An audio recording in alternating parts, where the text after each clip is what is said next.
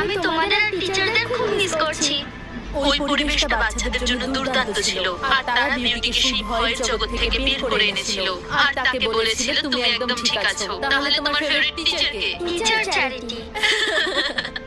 দারুণ। ও আগে যেরকম ছিল আর সেখান থেকে বের হয়ে এখন যেমন হয়েছে, সেই ট্রান্সফরমেশনটা দেখা একটা দারুণ অভিজ্ঞতা। ফাইনাল সার্জারির কয়েক সপ্তাহ পরে বিউটি হসপিটাল থেকে ছাড়া পেল। কে ডিসচার্জ হয়েছে? তুমি?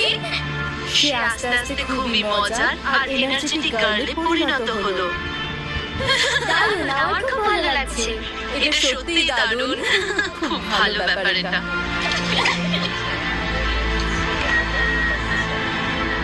আমি সোশ্যাল মিডিয়াতে আমার সমস্ত ভিডিওগুলোর জন্য এখানে সমস্ত বাচ্চাদের খাওয়াতে পারি, কিন্তু এটা করা আমার কাছে খুব বড় চ্যালেঞ্জ। কারণ আমি যেখানে থাকি সেখান থেকে প্রায় 1.5 ঘন্টা গাড়ি চালিয়ে